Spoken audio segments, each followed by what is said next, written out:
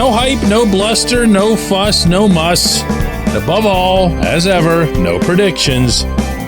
Just a handful of hopey things, I guess you could call them. Good morning to you. Good Friday morning. I'm Dejan Kovacevic of DK Pittsburgh Sports.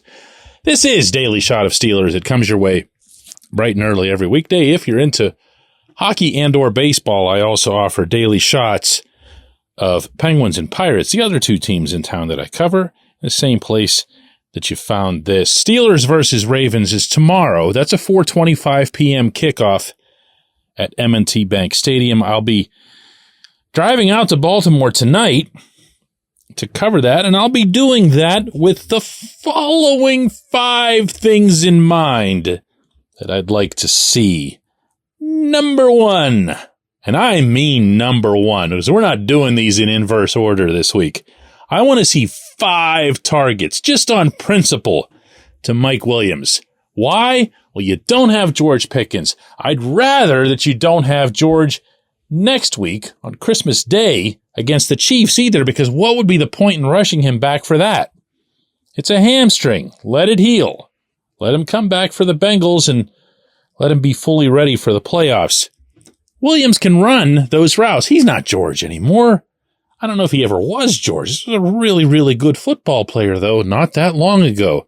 And we've seen at times when he's been trusted that he can still be that. I know the Ravens have changed their secondary around the schematics. They're a lot more cautious. They don't want to allow teams to blow the top off of them anymore. But I also know that they still have largely the same personnel. Brought Dean Pease back, the defensive coordinator they had for the better part of the past decade, to try to straighten things out. He's done that to an extent, but it's the same guys. And if you throw deep balls, as a certain former Baltimore quarterback used to show us on a regular basis, the Flacco play really does work. So go ahead, be like Joe Flacco, Russell Wilson. Throw up those moon balls, not to Van Jefferson, but to Williams. I'd like to see, and wow, is this one ever a repeat, more Jaylen Warren. And by that I mean way, way, way more Warren than what we saw in Philadelphia. I get it. The Steelers were limited in general, but an even distribution of handoffs between Warren, Najee Harris, and Cordero Patterson for some reason made no sense in the moment. And it really made no sense in light of the fact that you need to get around the Ravens. You're not going to plow through them. They've got bodies up front. It's their strength. Why play to their strength when you can spread them out? Jalen's infinitely more equipped to do that than the other two guys. I'd like to see, and hear me out on this one, 0 sacks for TJ Watt. This one's petty, okay? I'd like to see TJ do everything that Mike Tomlin and Terrell Austin want him to do every single time they face the Ravens, which is to seal the edge, to not over-pursue Lamar Jackson, and to make sure that, more than anything, he's simply contained. If TJ doesn't end up with any sacks or any of those other sexy statistics, there's still an excellent chance that he'll have done his job. There's an equally excellent chance that a whole bunch of people who don't understand football will complain, where's TJ? Where's TJ? What did he do? What he did was beat Baltimore, like he almost always does. I'd like to see Dante Jackson return to full health and enjoy the best day of his NFL life. This one's a little bit personal. Jackson's been restricted by some back issues, and that's been the case for a while. The back, for any of you who've experienced significant back issues, and I did about a decade ago, wouldn't wish them on the worst Harbaugh anywhere. It's a heck of a thing to overcome. It's a heck of a thing to battle through. That dude's been putting himself out there game after game after game, and he's gotten the job done. He's been the most pleasant surprise on the entire roster. He's also been someone who hasn't gone rewarded throughout his career, having played previously with Carolina. He is enjoying what the Steelers have achieved to date as much as anyone in their orbit. He's been a delight to be around, and I can't even begin to picture what he'd be like after a W tomorrow. I'd like to see Chris Boswell get the game ball. Not a game ball, not one of several game balls that get given out. Certainly not after, big W's like this. I'm talking about the game ball. One game ball.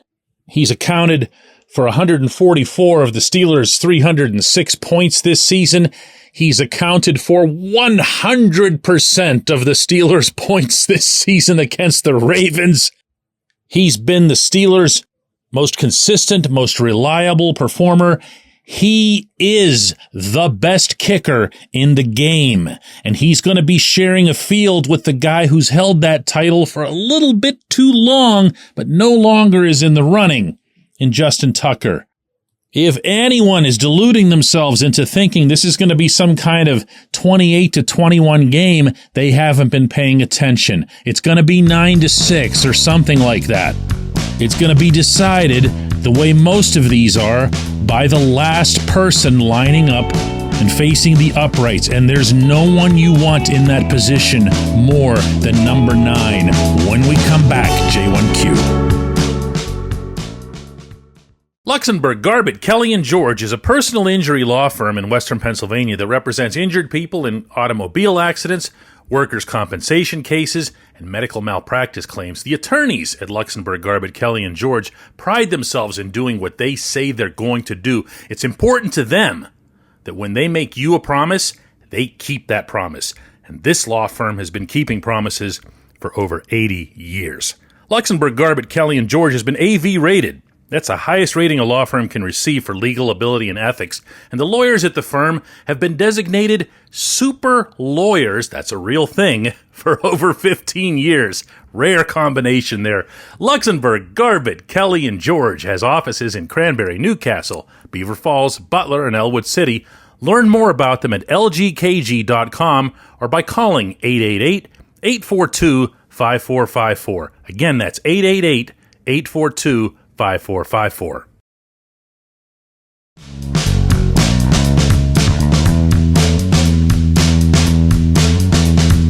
Today's J1Q comes from Mike, who says, DK, with George Pickens out again, it's easy for the mind to start thinking that the Steelers could lose the last 3 games and then flame out in the playoffs again. Any advice on how to make a fan's mind not spiral here? Yeah, I think I have some. I usually don't. I'm not big on this is how you should feel or this is how you should handle it. Everybody's fandom is their own. And football, maybe more than any other sport because the low number of games, can create an aura of this is the end of the world. Not just a game, but a half or just a play. It all feels really, really big, and that's, of course, multiplied many times over when it actually is really, really big, like tomorrow's game is going to be. So I could start by offering some sort of math, like if the Steelers lose this game, they actually still have the AFC North in their control, meaning if they were to beat the Chiefs and the Bengals, they would win the division. I could come up with some sort of injury comfort and note that the Ravens wide receivers are really banged up. That doesn't mean that they're going to miss the game, but they're not going to be themselves out there. And that in turn will make the Baltimore offense one-dimensional.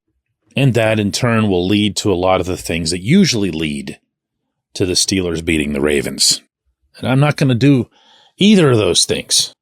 I'm going to instead cite all the conversations that I've had over the past couple of weeks with people in the Steelers world who have wanted to play this game, who had wished they were playing this game, even as they were playing others. That's never to be confused, or at least rarely to be confused, with a team overlooking the opponent in front of them. That's a really, really hard thing to do in football. For the same reason I cited before, meaning there's so few of these games, but also because if you're looking past stuff in football, there's a really good chance you're going to get plowed and injured. So it's better to focus on the task at hand. And they do. But there's also a discernible difference between lining up in Philadelphia against the Eagles, a team you don't care about, team in the other conference, in a game that's really just another game for the purpose of the standings. This is different. These guys don't mention Baltimore this week without mentioning the AFC North Championship. Part of the reason for that is they're the only ones that can. The Ravens can't do that. The Ravens can't clinch anything in this game. They can have their pride, they can add another win, they can put themselves into better AFC playoff position, etc., but they can't win the division. They can't win the division on the same field as their arch rival. The Steelers can. They can win their division on the same field as their arch rival in their arch rival's purple home. And dude, my dude, if this does not have you just excited, like as in a positive way, as opposed to dreading it, then there's probably not gonna be any hope for you in this general fan equation at any time. This is the biggest game the Steelers will have played in this decade, and they have earned it. That is not something to run from. To paraphrase from Mike Tomlin, it is something to run to. I appreciate the question. I appreciate everybody who listens to this show. And you'd better believe we're going to have a special edition Daily Shot of Steelers come Sunday morning, following up on the game. Let's talk then.